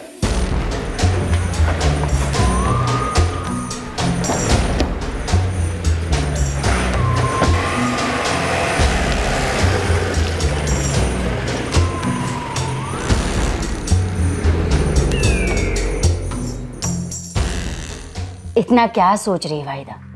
यहीं से शुरू कर सकते हैं हम अपना धंधा। पर हिना, यहाँ से कैसे?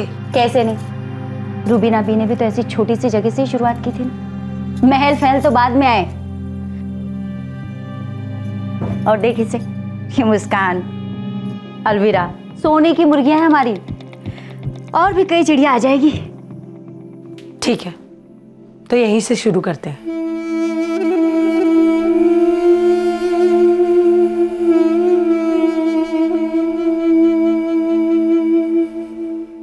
दिन ब दिन ये केस पेचीदा होता जा रहा था। ये डबल मर्डर फ्लैश ट्रेड की दुनिया में हुआ था, जहां इस व्यवसाय में शामिल सभी लोग बड़े ढीठ अंदाज में अपना कारोबार चला रहे थे, डंके की चोट पर। लेकिन फिलहाल इस कत्ल का मकसद और कातिलों की पहचान दोनों पुलिस के रडार के बाहर थे। बस एक बाय चांस नजर में आई बात ने पुलिस को इस केस के चक्रव्यूह में पहला दाखिला दिया। हाँ मालिक, जब से इस रूबीना शेख का कत्ल हुआ है बहुत अफरा तफरी मच गई है। कैसी अफरा तफरी? और कहाँ? दलालों के बाजार में? एकदम ठीक पकड़े हैं मालिक। एक दल्ला है जो जसबीर कौर के लिए काम करता है। बंदा काफी फुदक रहा है। रूबीना बी की लड़कियों को खींचा जा रहा है, गेम खेला जा रहा है कोई जबरदस्त। नाम बोल दो इसका। उदय नाम है बंदे का। जसबीर के लिए काम करता है? जी मालिक, और उससे पहले रूबीना के लिए लड़कियां अरेंज करता था। नहीं साहब, मेरा कोई खुद का कोठा उठा नहीं है। मैं तो बस वो रूबीना बी की लड़कियां फ्री हो गई थी तो दूसरी जगह लगा दिया। रूबीना शेख की लड़कियां फ्री हुई थी या फ्री कराई गई थी? क्या मतलब साहब? तुम्हारी लाइन में कभी कोई लड़की फ्री होती है? एक पिंजरे से निकली तो दूसरे पिंजरे में दाखिल। किसने मरवाया रूबीना शेख को? साहब मुझे नहीं मालूम साहब। तो तुम दोनों को सब कुछ मालूम है। आफरीन, गौहर, उस दिन तुम लोग लेट इसलिए पहुंचे क्योंकि तुम्हें लेट पहुंचने के लिए बोला गया। किसने कहा था लेट पहुंचने के लिए? नहीं मैडम, हम सच में लेट हो गए थे। हमारा इस मर्डर में कोई हाथ नहीं है। मेरा हाथ क्यों होगा साहब? मैं तो छोटा सा दल्ला हूँ, खूनी नहीं। तो फिर खूनी कौन है? किसने मरवाया रुबीना शेख को? मुझे क्या मालूम साहब, मैं इन बड़े लोगों के झगड़ों में नहीं पड़ता। झगड़ा मतलब बिजनेस वाला झगड़ा था मैडम, जसबीर दीदी और रुबीना बी के बीच। तुम दोनों को लेकर? जी हाँ मैडम, जसबीर दीदी हम दोनों को अपनी तरफ खींचने की कोशिश कर रही थी। इस तरह रुबीना शेख को ख़त्म करके? नहीं मैडम, हम ऐसा कुछ नहीं कह रहे। मैडम, रुबीना भी रही नहीं तो हम लोगों ने उदय से बात की, क्योंकि मैडम हमें काम की सख्त ज़रूरत है। साहब वो आफरीन और गौर फ्री हो गई थी, इससे पहले कोई और झपट्टा मारता मैंने उन दोनों के साथ डील कर ली। कोई और झपट्टा? कौन कोई और? बोल। साहब अब मौका देख के कौन चौका नहीं मारना चाहता है।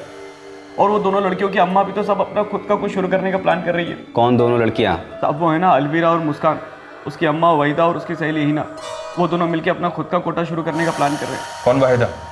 वाहिदा मलिक? जी साहब। वो मोइनुद्दीन नगर वाली? हाँ वही। सर, इस वाहिदा से मैं बात कर चुका हूँ। शाजिया के फ़ोन से लास्ट कॉल उसी को गया था। इस वाहिदा की दोनों बेटियां अलवीरा और मुस्कान ये रुबीना महल से ऑपरेट करती थी? हाँ साहब, वो दोनों उधर ही बैठती थी और मैं उन दोनों के लिए सेटिंग करता था। दलाली? हाँ साहब, दलाली। अलवीरा और मुस्कान भी हमारे साथ काम करती थी रुबीना महल में। लेकिन मैडम मर्डर के 4-5 दिन पहले से उन्होंने काम पे आना बंद कर दिया था। सही, इस अलवीरा और मुस्कान को उठाते हैं। उन्होंने 4-5 दिन पहले ही रुबीना महल जाना छोड़ दिया था। शायद उन्हें इस बात का अंदाजा होगा कि कुछ होने वाला है। नेहा, एक काम करो, इस वाहिदा के घर जाओ और अलवीरा और मुस्कान से बात करो। और वर्मा, मुझे इस वाहिदा और हिना की पूरी बैक स्टोरी चाहिए। इस जिस्म फरोशी की नौटंकी में ये 4 नए किरदार दाखिल हुए हैं, देखते हैं क्या रोल है इनका।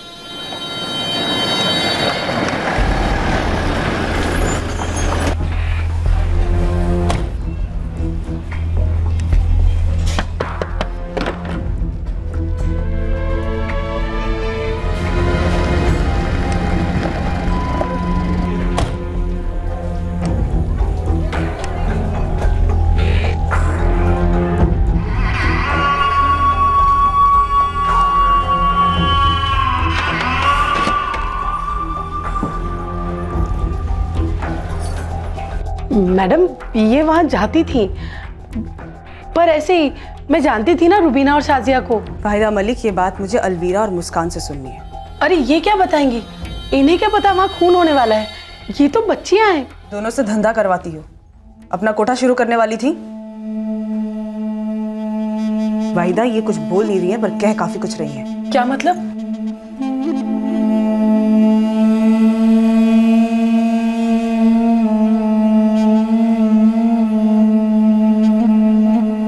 जबरदस्ती होती थी तुम्हारे साथ अलवीरा? मुस्कान?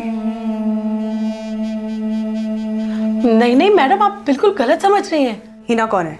क्यों? मैंने पूछा हिना कौन है? मेरी सहेली है। ये हिना आप लोगों के रडार में कैसे आ गई मालिक? ये हिना चीज क्या है जावेद? बहुत ही पहुंची हुई चीज है। स्टोरी बता इसकी। टॉप की वैश्या हुआ करती थी हिना, फिर अपने ही ग्राहक के इश्क में पड़ गई, शादी भी हो गई। किसके साथ? एक ट्रेवल की गाड़ी चलाता है, कादिर कुरैशी नाम है। इसकी भी बड़ी दिलचस्प हिस्ट्री है। सुना सर, मुझे लगता है वाहिदा का इन सब चीजों में कोई ना कोई कनेक्शन है, उठा लेना चाहिए इसे। क्यों लगता है कोई कनेक्शन है? सर, वाहिदा की दोनों लड़कियां अलवीरा और मुस्कान, सर दोनों के हाथ पे मार के निशान है। लगता है दोनों के साथ जबरदस्ती की जा रही थी। और सर ये उदय भी कह रहा था कि वाहिदा और उसकी सहेली हिना ये दोनों पार्टनरशिप करने पे तुले हुए हैं। वाहिदा और दोनों लड़कियों से अलग अलग क्वेश्चनिंग करेंगे, तीनों को थाने ले आओ। ये हिना का पति कादिर कुरैशी हिस्ट्री शीटर है। अच्छा, चार्ज क्या था? अपनी पहली पत्नी का मर्डर, 7 साल जेल काट चुका है बंदा। सुनिए, मेरी बच्चियों को जाने दीजिए। आपको जो पूछना है मुझसे पूछिए, जो सवाल करना है मुझसे करिए, पर मेरी बच्चियों को जाने दीजिए। उन्होंने कुछ नहीं किया है। बेटा अलवीरा, मुस्कान, देखो हमसे डरने की कोई ज़रूरत नहीं है।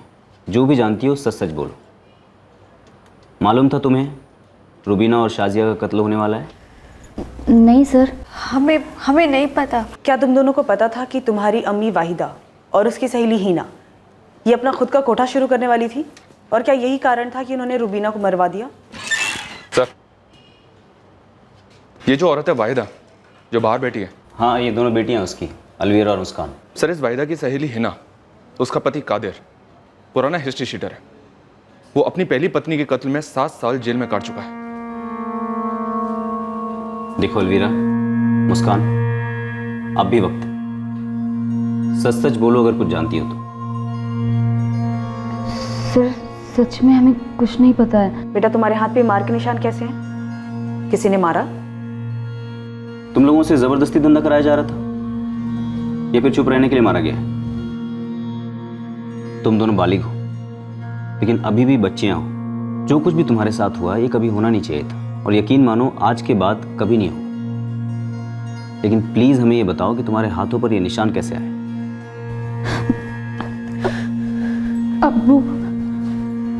अब्बू ने मारा है हमें। वो रुबीना भी और शाजिया के कत्ल के 5 दिन पहले उन्होंने हमें वहां जाने से रोका और खूब मारा। कौन है तुम्हारे अब्बू और क्यों मारा उन्होंने तुम्हें? वो हमारे सौतेले अब्बू हैं, कादिर कुरैशी। क्या?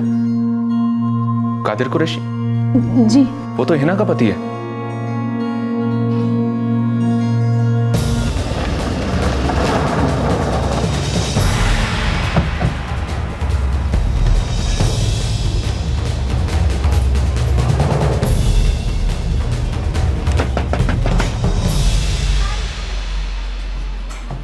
जी साहब, कैसा ना हो?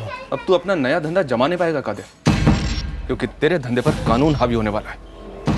और हाँ, हिना को भी बुला ले, उसका भी बराबर का हिस्सा है ना तेरे धंधे में।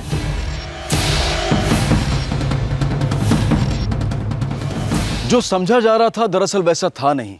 इस डबल मर्डर के पीछे का मोटिव कुछ ऐसा निकला जिसने सबके होश उड़ा दिए। और सबसे चौंकाने वाली बात थी उन तमाम लोगों की कहानियां जो इस अमानवीय फ्लैश ट्रेड के दलदल में फंसे हुए थे। तुम दोनों को पता था कि ये मर्डर होने वाला है? जी नहीं मैडम। मैडम जी, हमारी पार्टनरशिप की बात तो रुबीना के कत्ल के बाद हुई थी। इस बारे में हमें कुछ नहीं पता सच में। और हमारा इन सब से दूर दूर तक कोई रिश्ता नहीं। और कादिर को तो आप इस सब में ना ही लाइए, उसने कुछ भी गलत नहीं किया। हैरत की बात तो ये है कि इस गलत धंधे में तुम लोग गले तक डूबे हुए हो, और सही गलत की बात इतनी आसानी से करते हो। देखिए मैडम जी, कादिर ने कत्ल नहीं किया। उसने अकेले नहीं किया होगा, तुम सबने साथ दिया उसका। क्या खेल खेलता है कादिर? पहली बीवी को मार डाला, उसके बाद वाहिदा से शादी की, फिर हिना से। इस गोरख धंधे का पुराना चावल मालूम होता है तो? बस पुराने चावल की तरह उबलने में देर मत लगाना कादिर, क्योंकि हम तुझे निथारेंगे नहीं, पहले उबालेंगे फिर गलाएंगे, उसके बाद तेरी खिचड़ी बनाएंगे। मेरी पहली बीवी के साथ मेरा झगड़ा था वहीदा को लेकर, क्योंकि मैं उससे इश्क करता था, इसलिए गर्मा गर्मी में हाथ चल गया और वो मारी गई, जिसका मुझे बहुत अफसोस है। लेकिन इस जिस्म फरोशी के धंधे से मेरा कोई लेना देना नहीं है, और ना ही कभी वहीदा का था। मर्द की जात एक जैसी होती है मैडम जी। मेरे पहले शौहर ने किसी दूसरे के लिए मुझे छोड़ दिया, फिर ये कादिर आया मेरी जिंदगी में, और थोड़े टाइम बाद वो भी हिना के प्यार में पड़ गया। अलवीरा और मुस्कान तुम्हारे पहले पति से? हाँ मैडम जी, मुझे तो इस धंधे के बारे में कुछ भी पता नहीं था। ये रास्ता तो मुझे हिना ने दिखाया था। साहब, मैं कभी कभार बैठता था हिना के साथ, पर कब इश्क हुआ कुछ पता ही नहीं चला। और मैंने उसके सामने शादी के लिए एक शर्त रखी कि वो धंधा नहीं करेगी। जी। और मैं कोई दल्ला वल्ला नहीं हूँ साहब, टैक्सी चलाता हूँ। और आपको क्या लगता है कि मैं खुद अपनी बेटियों अलवीरा और मुस्कान को इस लाइन में आने देता? सौतेली बेटियां कादिर, उन बच्चों के हाथों के निशान शताब बताते हैं कि तू उन्हें मार मार कर जबरदस्ती इस धंधे पे भेजता था। बिल्कुल नहीं। मैं उन्हें इसलिए नहीं मारता था कि वो धंधा करें, बल्कि इसलिए मारता था कि उन्हें ये धंधा करने से रोक सकूं। दोज़ख है, दोज़ख है वो। तुम बच्चों को वहां सड़ने के लिए क्यों भेजती हो? जिस हिना से तुम नफरत करती हो उसकी बातों में कैसे आ गई? बच्चियां मेरी हैं। तुमने तो मुझे तलाक देकर पल्ला झाड़ लिया और चली गई उस कमीनी हिना के पास। अब हम मरे, सड़े या दोज़ख में जाएं, तुमसे हमारा कोई ताल्लुक नहीं है। बेटा, मैं तुम्हारा अब्बू, मैं जब तक जिंदा हूं ना तुम्हें ये काम नहीं करना पड़ेगा, और मेरे बाद भी नहीं। इंतजाम कर जाऊंगा ना तुम्हारे लिए। ये कोकली बातें जाके तुम उसी ना के पास करना जिसके लिए तुमने हमें छोड़ दिया। और वैसे भी वही तो है जो इन दोनों पे डोरे डाल रही है। आज के बाद अलवीरा और मुस्कान पर डोरे नहीं डालेगी तू। और एक बात अपने घटिया दिमाग से निकाल दे कि लड़की अगर किसी के साथ बैठ गई उसके बाद आदत बन जाती है। अब वो ये धंधा नहीं करेंगे। निकाल लिया है मैंने उन्हें। तुम ऐसा नहीं कर सकते कादिर, क्योंकि तुम धंधे में से लड़की को तो निकाल सकते हो लेकिन लड़की में से धंधे को नहीं। और जब वाहिदा को कोई तकलीफ नहीं हो रही तो तुम्हें क्यों इतनी तकलीफ हो रही है? बेहया औरत, तुझे उस गंदी नाली से निकाल कर शरीफों के बीच लाया, लेकिन तू बनी ही वहां के लिए है। गंदी नाली से कमाया हुआ है शराफत से। पैसा और सिर्फ पैसा बोलता है। जाकर देखो उस रूबीना शेख को कहां से कहां पहुंच गई है। अरे दोजख में है वो रूबीना, और मेरी बच्चियां मेरे जीते जी उस दोजख में कदम नहीं रखेंगी, समझी तू? रोक कर दिखा। अपनी मर्जी से धंधा करने वाली लड़की ना किसी के बाप की नहीं सुनती। हाँ, तुम तो वैसे भी सौतेले बाप हो। हिना की बात सच निकली। नहीं रोक पाया मैं अलवीरा और मुस्कान को इस धंधे में जाने से। कादिर मियां, मैंने कोई जबरदस्ती नहीं की। मैं अलवीरा और मुस्कान की जिंदगी बर्बाद होते हुए नहीं देख सकता। तो कह दो ना उनसे कि ना आए। मैंने कोई दावत पे थोड़े बुलाया है। और वैसे भी वहीदा और हिना ही उन्हें यहाँ लेके आई थी। तुम्हें ऐसे बच्चियों से धंधा नहीं करवाना चाहिए रूबीना भी। कादिर, अपनी औकात में रहो। मेरा धंधा मुझे कैसे चलाना है तुम मुझे सिखाओगे? अरे मेरे यहाँ पे धंधा सीधे और साफ तरीके से होता है। कोई गंदगी और जबरदस्ती नहीं है। और नसीहत देने का इतना ही शौक है ना तो जाके अपने दोनों बीवियों को चुप कराओ पहले। तब हो सकता है तुम्हारी दोनों बेटियां तुम्हारी बात सुने। लेकिन मैं नहीं। मैं ना तुम्हारी छोड़ी हुई बीवी हूं और ना तुम्हारी सौतेली बेटी। कादिर भाई, कब तक ऐसे मुंह लटका के जियोगे? समझ नहीं पा रहा हूँ यार माजिद, कैसे समझाऊं बच्चियों को, कैसे काबू में रखूं ये हिना और वहीदा को? बीड़ियाँ लगा तो नहीं सकते, पर बीड़ियों को हमेशा के लिए तोड़ तो सकते। ना रहेगा बांस, ना बजेगी बांसुरी। वो बेड़ी रूबीना थी और मैंने उन बेड़ियों को ही तोड़ डाला। तूने रूबीना शेख को मार डाला जान से। जी हाँ। कौन है? कौन है ये? बच्ची को मारने का मेरा कोई इरादा नहीं था। मुझे तो उसका नाम तक मालूम नहीं था। पर ये जरूरी था ताकि वो गवाही ना दे सके। कादिर शेख, तूने अपनी बच्चियों को बचाने के लिए एक औरत और उसकी बेटी को मार डाला, वो भी इतने आराम से। और क्या करता साहब? 101 चीजें कर सकता था कत्ल करने के अलावा। वाहिदा, हिना और रूबीना की शिकायत कर सकता था पुलिस में। एक हिस्ट्री शीटर की शिकायत की फिक्र कौन करता है साहब? गरीब मासूम बच्चों की फिक्र कौन करता है? और सच बताइए, क्या इन गोरख धंधों के बारे में आपको कुछ नहीं पता? इन दल्लों और इन मैडमों के बारे में जो ये धंधा चला रहे हैं, आपको कुछ नहीं पता? ये सब छुपकर चलाया जाता है। कितना छुपकर और कितना बताकर, इसके बारे में आप बेहतर बता सकते हैं साहब। कोर्ट ऑर्डर्स की वजह से रूबीना महल एक बार फिर से सील हो चुका है। इस धंधे से जुड़े हर किसी की जिंदगी अब पहले जैसी नहीं रही है। इस कांड से जुड़े सभी लोग अब पेट पालने के लिए दूसरे तरीके अपना रहे हैं, ढूंढ रहे हैं।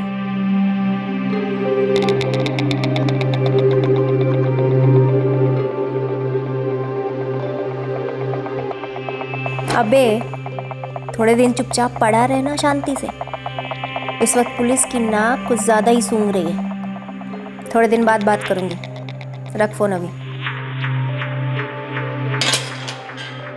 कादिर कुरैशी और माजिद इब्राहिम को आईपीसी की धारा 302 के तहत हत्या के लिए और धारा 120 के तहत क्रिमिनल कॉन्स्पिरेसी के लिए गिरफ्तार किया गया है।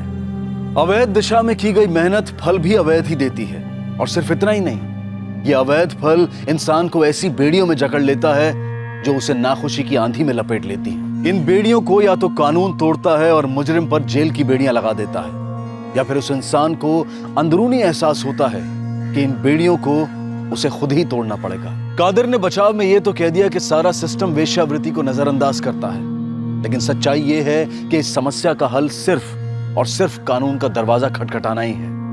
पर जो कदम कादिर ने उठाया, उस वजह से उस पर कानूनी बेड़ियां लगनी ही थी। कल रात आपसे फिर मुलाकात होगी एक और चौंका देने वाले केस के साथ।